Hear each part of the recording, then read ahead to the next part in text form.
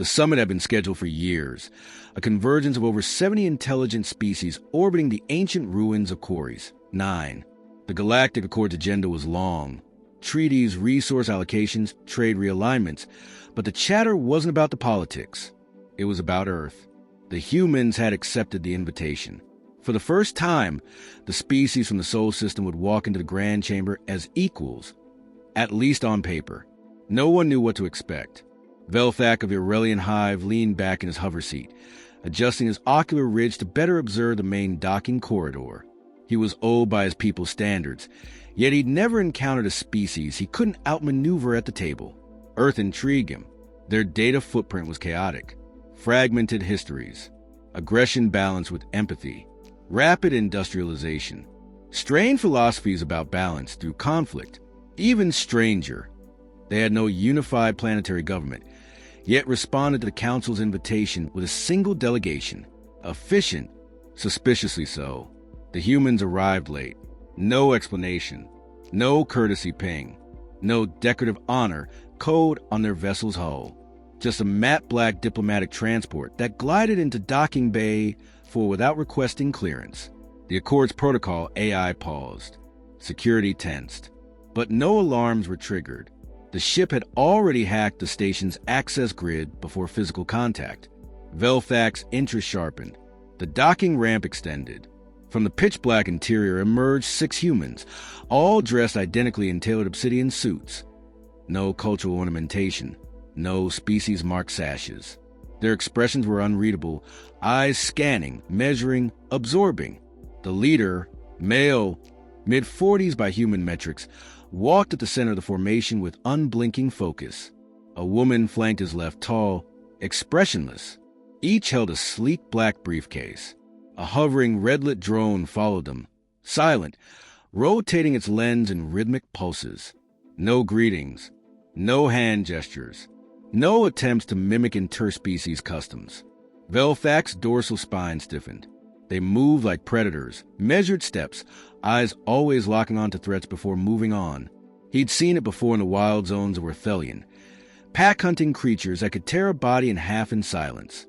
But these wore clothing, wielded tools, and had a seat at the table. The humans stopped exactly 10 meters from the Council's welcoming committee. The leader spoke. Ambassador Cade Mercer. Earth delegation. Let's skip the formalities. We're here to negotiate or end negotiations. The words weren't translated by the universal comm grid. They were spoken in galactic standard. Perfect syntax, flawless inflection. 1,000 translators across the station powered down. They weren't needed. Velthak narrowed his gaze. Language fluency in less than a cycle was improbable. To master nuance was impossible.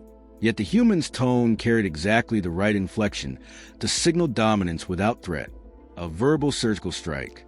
The silence stretched for 3 seconds. The Ikari ambassador, a species known for blustering greetings, cleared his throat sac. Earth's attendance is noted. Welcome. Mercer gave a curt nod. No smile. No warmth. He turned and walked toward the chamber entrance without waiting to be led. The others followed in perfect sync. It wasn't coordination. It was discipline. Inside the council chamber, tensions buzzed like electrical currents. Delegates exchanged glances. The humans took seats at the far end of the crescent table, directly opposite the Accord's high speaker. Protocol dictated seating by seniority or regional power influence. The humans had taken the seat of ancient empires. Without asking, no one corrected them. The session commenced. Velthak watched as the usual pomp dragged on. Species made opening declarations, offered ceremonial trinkets. The humans offered nothing. They listened, motionless, watching. 2 hours in, a diplomatic scuffle erupted between the Coral Confederacy and the Starry Dominion. Accusations flew, airspace violations, weapon testing near borders. The council's chair attempted to defuse it with procedural calming phrases. That's when the humans stood. All 6, simultaneously. No sound, no delay. Conversations froze. Mercer looked at the 2 arguing ambassadors. Resolve this now, he said flatly, or Earth will resolve for you. No elevation in volume. No threats issued. Just absolute certainty. The starry delegate hissed in amusement. You think standing up makes you dangerous, human? Mercer opened his briefcase, placed a data tab on the table, and activated it with single press. A projection floated upward. Tactical overlays of coral and starry assets, fleet locations, economic nodes. Then it shifted into real-time simulations, Earth launching cyber attacks, redirecting supply chains, disabling orbital stations. No weapons used, no armies deployed, just systems collapsing in sequence. A species-wide collapse within 29 hours. No loss of life necessary. He ended with a phrase that chilled the room. Peace is cheaper. That's the only reason we're here. For the first time in a century, no one interrupted a speaker. Velfac's second heart beat faster. He studied the human delegates. One, Agent Lin, according to her ID tag, was scanning the facial expressions of all 29 visible species, logging reactions. The drone beside her adjusted its lens. They weren't just negotiating. They were mapping responses, pressure points, weaknesses. Mercer closed the briefcase and sat. The coral and starry delegates exchanged glances, then both muttered agreement to shelve their dispute. No vote, no resolution, just silence. The rest of the session proceeded cautiously. No species raised their voices. No one postured. Later, footage from security cameras revealed more unsettling details. In their private quarters, the humans engaged in hand-to-hand drills, calisthenics, analytical briefings. They didn't rest. They prepared. They were not tourists, not ambassadors. They were operatives in suits, never truly off duty. Velfac met Mercer briefly in the hallway after session adjournment. He spoke in private tones. You didn't come to build alliances, did you? Mercer replied. We came to assess threats, then determine the cost of neutralizing them. And if there are no threats, Mercer's eyes met his. Then we leave. But nothing leaves with us. Velfac nodded slowly. He had brokered peace with species that consumed their young to survive winter cycles. He had diffused conflicts between solar harvesting empires who fought over orbital shadows. But never, never had he felt the presence of being so controlled, so cold, so methodical in how they showed restraint. They were not conquerors, not warriors, not politicians. They were predators who had chosen diplomacy because it required fewer resources. That made them the most dangerous kind of species to ever sit at the Accord table. And they had just taken their seats. The second day of the summit began with a rigid schedule, opening statements, resource hearings, and alliance trade routes. The council's chamber was full, every delegate in place. But the energy had shifted. No one said it out loud. But every pair of eyes found their way to the human delegation at least once every few minutes. The humans didn't speak. They watched. They absorbed. Cade Mercer didn't glance at the agenda. His briefcase stayed shut. His hands rested on the table, fingers interlaced. The others sat like statues, except for the one called Lynn. She scanned the room methodically.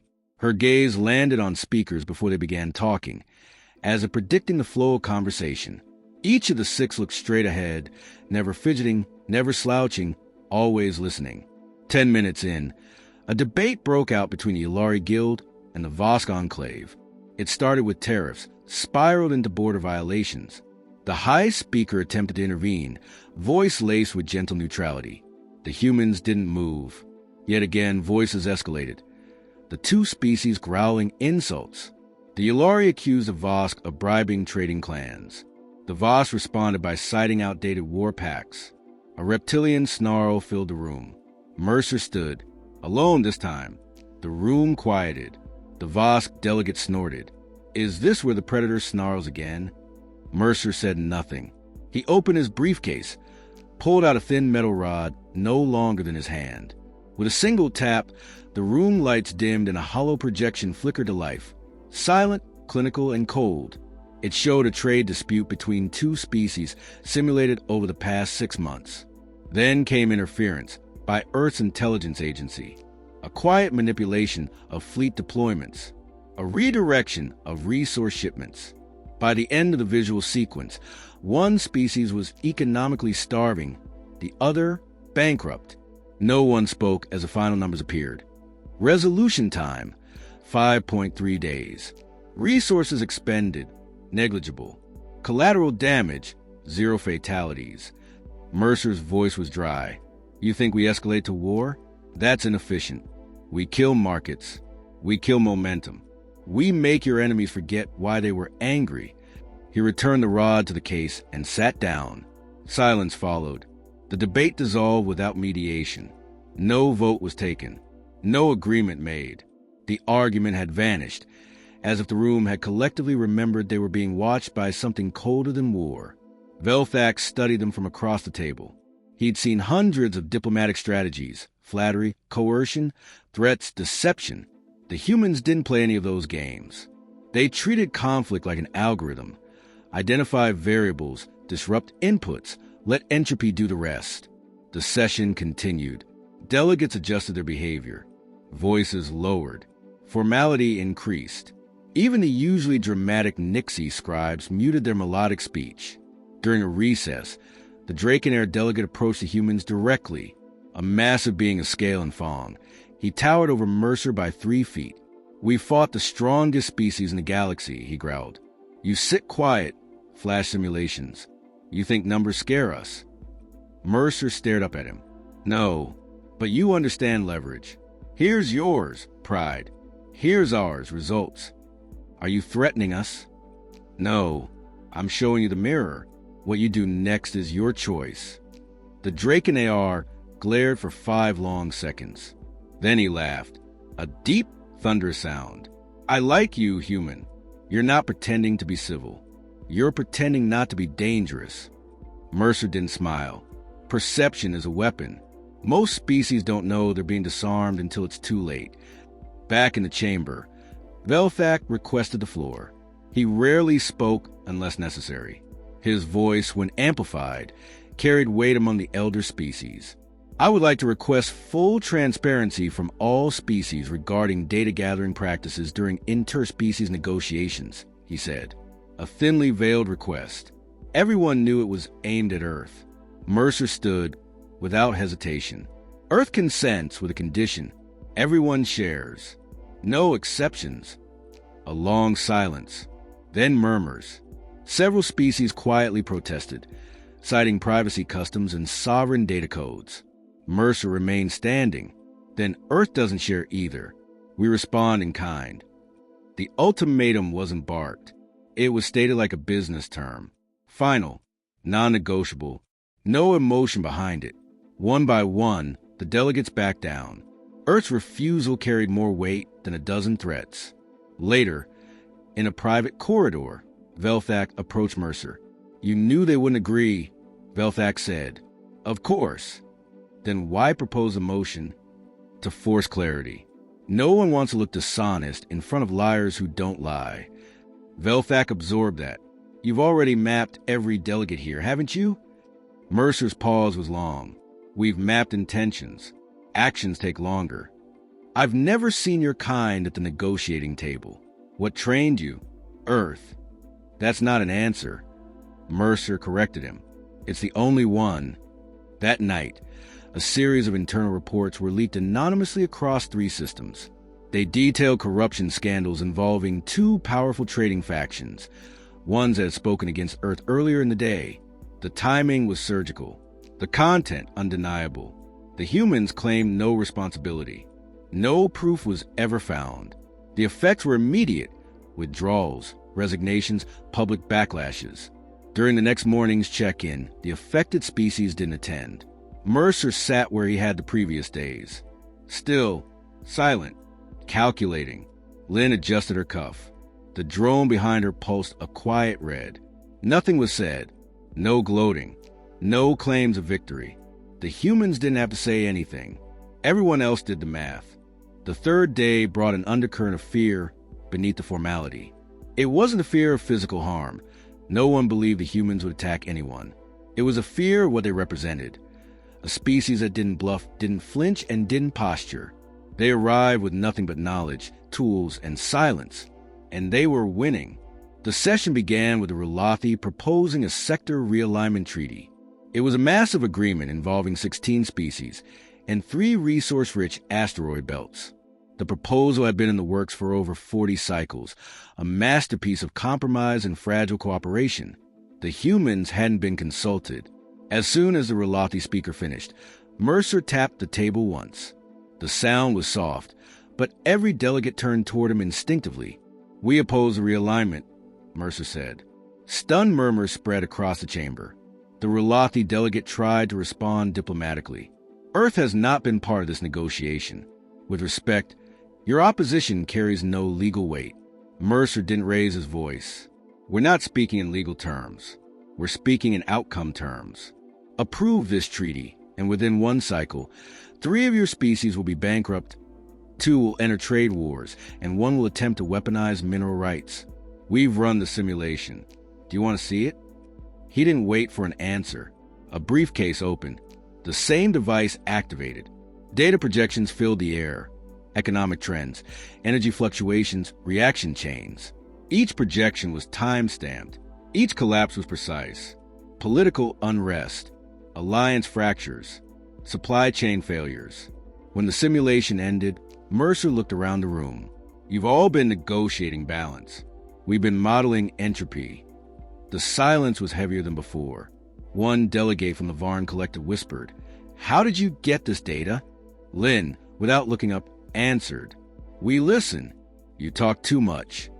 Velthak watched with detached fascination. The humans didn't threaten anyone.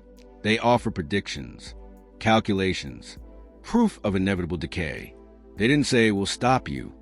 They said, "This is what happens if you ignore reality." And reality always wins. After a long pause, the Relathi tabled their proposal. That was the 3rd time in 3 days the humans had shifted galactic policy without casting a vote. After the session, several species attempted informal conversations with the humans. Flattery, shared war stories, food gifts. None of it landed.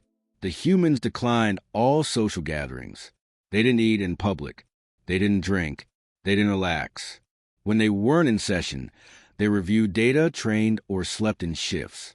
They weren't at the summit to belong. They were there to evaluate. Velthak received a private message that evening. Encrypted. No signature. Only coordinates and a time. He recognized the pattern. Earth's encryption protocol. Efficient, untraceable. At the designated time, Velthak arrived at an empty observation deck overlooking the station's central core. Mercer was waiting. "Why contact me privately?" Velthak asked. "Because you're the only one asking the right questions," Mercer said. "Which are, not who we are, not why we're here, but how far we've already gone." Velthak nodded once. "So how far?" Mercer took out a tablet and handed it over. Velthak reviewed the contents silently. It wasn't classified data. It was worse. Unreported events, disappearances, silent power shifts, corporate dissolutions that hadn't made the news feeds yet. "You're not just observing," Velthak murmured. "You're influencing outcomes in real time." Mercer nodded. "We don't need to conquer. We just remove obstacles. Systems collapse themselves after that. Is that how you deal with threats?" Mercer corrected him. "That's how we deal with inefficiencies." Velthak stared at him. "You don't see other species as enemies or allies. You see them as moving parts." "We see them as variables," Mercer agreed. "And we're here to ensure the equation doesn't collapse." "You think you're the solution?" Mercer's eyes didn't blink. "No, we're the correction." When Velthak returned to his quarters, he found his own files had been accessed. Nothing missing, nothing altered. But one file had been highlighted. An old proposal he'd once submitted to the Accord and buried after political pressure forced its removal. It was a plan for centralized resource management, a strategy to prevent trade monopolies and economic manipulation. Too idealistic, they had said, too radical. Now it was being passed around behind closed doors, anonymously, and gaining momentum. The humans weren't demanding changes. They were quietly enabling the Council to act on ideas it had long since discarded as impractical. They weren't rewriting the rules. They were making the rules everyone had already agreed on unavoidable. That night, a Varn transport exploded in a docking corridor. No casualties, only equipment damage. The cause was rule mechanical failure. Mercer never commented. Neither did the humans. But the next day, the Varn Collective stopped opposing Earth's proposals. Velfax sat in session, watching every move. He wasn't afraid of the humans. He was afraid of how easily everyone else was giving in. There was no resistance, no counterbalance. Earth had shown up with 6 delegates and was reshaping entire sectors with words and data. The most terrifying part? They weren't forcing anyone. They were just showing what would happen if Earth wasn't listened to. And no one wanted to find out what happened next. The final day arrived with no formal agenda. A gesture of goodwill, the Council claimed. A day of open dialogue, unstructured, unscripted. But everyone knew what it really was. The last attempt to feel in control. The chamber was quieter. Delegates moved slower. Conversations hushed. Everyone had adjusted to Earth's presence, but not in the way they expected. There were no concessions, no trade deals, no signing ceremonies. The humans had neither demanded nor accepted any alliances. And yet, no one was speaking without first glancing in their direction. Velfac watched the room. He saw it clearly now. The humans hadn't taken power. They'd made everyone else give it to them willingly. Out of fear? No, out of understanding. Earth didn't need to dominate. They just needed everyone to realize they already had. Mercer stood near the back of the chamber. This time he didn't sit. He didn't activate a device or raise a projection. He simply observed, arms crossed. The other delegates fidgeted, uncomfortable under his stillness. He wasn't waiting for permission to speak. He was waiting to see who still thought they had something left to say. It was the Sorelians who tried first. Known for their empathy, their soft influence, they offered an invitation for co-development. Joint exploration, rights in unclaimed space. A peace offering wrapped in flattery. Mercer shook his head once. We don't expand into chaos. We stabilize it. The Sorelians looked confused. You don't want territory? Mercer stepped forward. Earth doesn't grow by conquest. We grow by consequence. No one knew how to respond. The Drakenar followed next, asking about joint military drills. A nod to strength. We don't train with variables we can't control, said Lynn from behind Mercer, her voice soft. Your doctrine is reactionary. Ours is preventative. Even that short answer carried weight. The High Speaker finally intervened, attempting one last time to regain balance. Perhaps Earth would like to present its intentions directly, officially, so the Accord can evaluate. Mercer turned to face him fully. You think we came to be evaluated? The High Speaker faltered. Isn't that the point of the Accord? No, Mercer replied. The point is to ensure survival. We're not here to ask for acceptance. We're here to determine who understands what comes next. Velfac watched the words ripple through the chamber. What does come next? He asked aloud. Mercer met his gaze. Entropy. Collapse. Reset. It's happened before. You think you're in a golden age, but you've built towers on sand. Corruption is an anomaly here. It's the foundation. He stepped closer to the center of the room. Earth's history is a cycle of empires built, corrupted, and torn down. We've learned how to survive collapse. You haven't. You avoided the fall because you've never faced it. You think this galactic peace is permanent. It isn't. No one interrupted. No one dared. You've asked what Earth wants. We want sustainability. We want systems that self-correct before they decay. We want equilibrium built on accountability. And we want to know which of you understands that before everything you've built starts to fail. He paused. Because when it does, Earth won't be collapsing with you. We'll be the ones standing. The silence that followed wasn't fear. It was realization. Then Velfac rose. You're not just predicting collapse. You're choosing who survives it. Mercer nodded. Survival is earned. A ripple passed through the delegates. Not panic. Not resistance. Recognition. They weren't being dominated. They were being vetted. And they all knew Earth had already started choosing. The remainder of the session passed in silence. No more offers. No more speeches. Just a ticking of internal clocks as everyone recalculated their positions in a galaxy that no longer revolved around ancient treaties, ceremonial titles, or loud diplomacy. It revolved around something colder, sharper, human. When the summit concluded, the humans stood without applause or farewell. They packed their cases, synchronized their steps, and walked out in silence. They left behind no agreements, no signatures, just certainty. Certainty that the apex predators didn't hunt with teeth. They hunted with silence, with data, with patience. And every species in that chamber now knew the truth. Earth didn't come to join the table. Earth came to flip it, only if necessary. And the galaxy would do everything in its power to make sure that day never came.